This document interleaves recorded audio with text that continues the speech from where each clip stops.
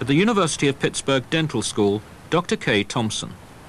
When you're going to be taking teeth out for patients, you can run into dry sockets, which means that there is not enough bleeding, the blood doesn't form a clot, and the patient is in a lot of pain. The other extreme, of course, is the surgical procedure where the patient bleeds post-operatively.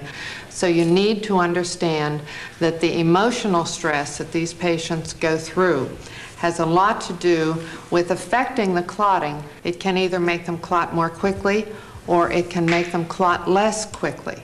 And in that instance, dealing with the emotional stress is one of the things that hypnosis can be very useful for. You can get people to relieve this anxiety and go back to normal clotting mechanisms. In addition, just beyond getting over the anxiety, these patients can learn to turn off bleeding. My patients taught me over a number of years that they could do this, and eventually I decided that I was at least as smart as most of my patients, and I went into a surgical procedure for myself. I was tired of not being able to breathe, is what it amounted to. My sinuses were blocked, and so without any anesthetic at all, I went into this procedure, had my nose broken, had the bones opened up so that I can breathe, and I didn't have any bleeding during that procedure.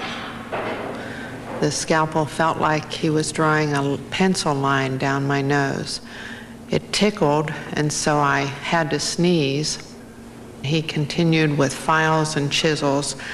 Ordinarily, there would be bleeding with that, and they would have a suction system to take away the blood. But since I could control the blood flow, there was no necessity for that.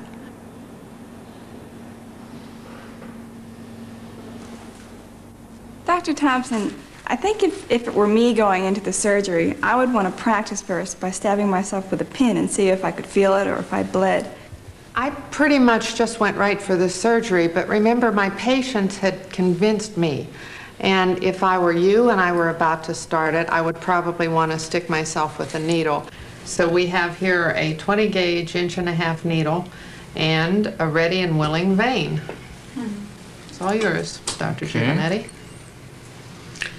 And he will put this 20 gauge 1.5-inch needle through the vein.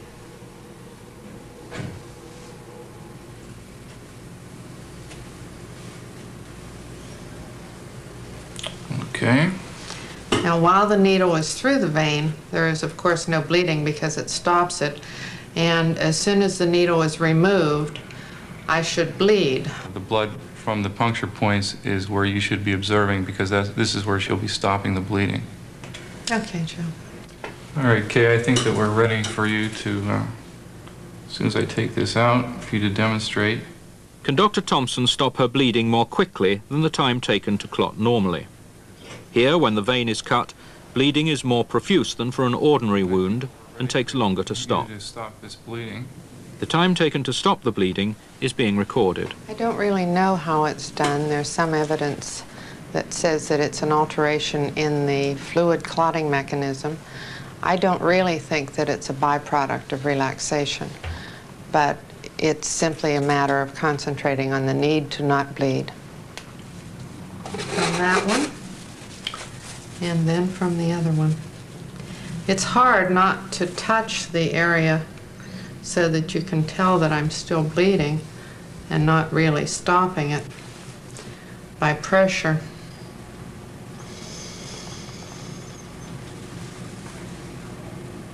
Now this one has stopped,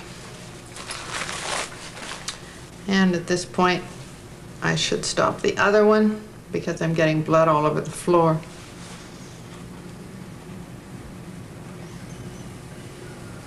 That's better.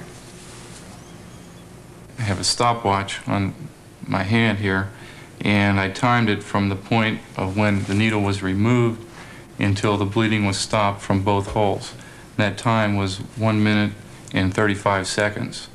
The normal clotting time is approximately 3 minutes. Any of the students can learn to do that just that easily. And once you know you can do it for yourself, then it's a great deal easier to be convincing when you tell your patients that they can do it too.